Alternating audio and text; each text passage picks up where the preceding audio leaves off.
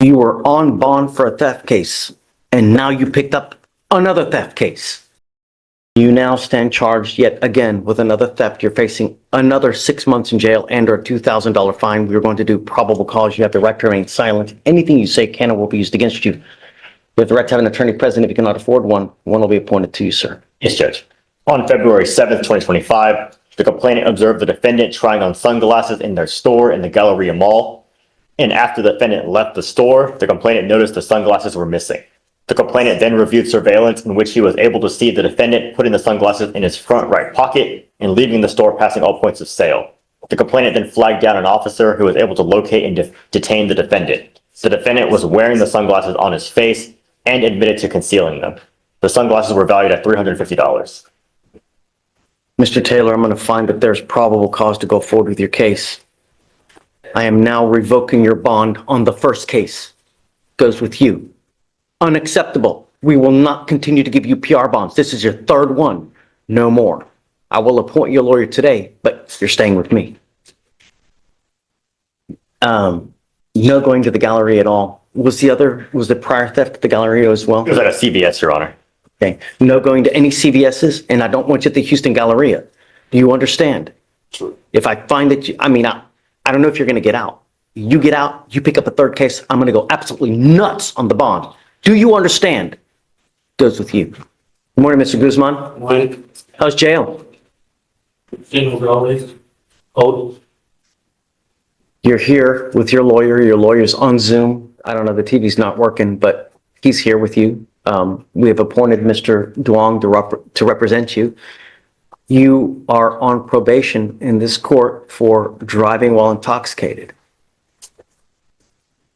Can you just put that right there in front of him, please? Right there. You recognize that? Yeah. Okay. We're going to do probable cause. I'd like to know what happened on so what happened is you're on deferred in this court for the DWI. You picked up a felony possession of a controlled substance. You also picked up an unlawful carrying of a weapon. I have no idea what happened on those cases, so I'm like to hear what happened. Yes, Judge.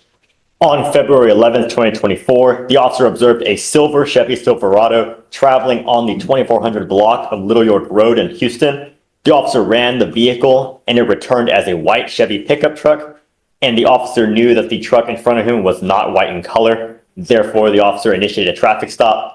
The defendant immediately opened the door and attempted to get out. A high-risk stop was initiated, and the defendant complied with instructions. The defendant was detained, and the officer observed an NL sticker on the vehicle, which the officer knows stands for Mexican State of Nuevo Leon. The officer observed in plain view a glass pipe connected to a plastic bottle from which training experience known to be consistent with drug paraphernalia. The officer located a clear crystal-like substance consistent with meth, and another officer located a handgun behind the passenger seat. See how the judge focuses on both the drug charge and the gun charge? That combo is a big deal in Texas courts. When weapons and drugs show up together, prosecutors usually push for tougher sentences. What do you think? Should having both automatically mean harsher punishment? I'm sorry, you picked up with us the unlawful carrying of a weapon. I'm going to find that there's probable cause to go forward with your case. So, John, it looks like felony court is set for the 17th. Do you want to set it perhaps for the day after to see what happens up there? Sounds good to me, Judge. And then I'll, Mr. Guzman, I'll come by the jail to talk to you further. Okay? Okay. I'm ordering you as a condition of your bond on both cases not to drive any vehicle whatsoever for any reason. And they gave you a PR bond on your gun case. I don't know if that was a smart move.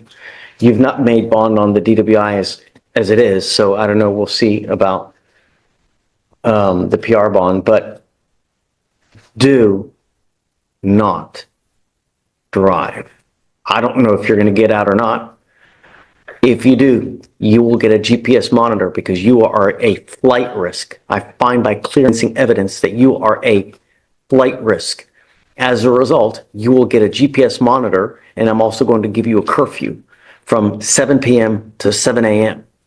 Do you understand?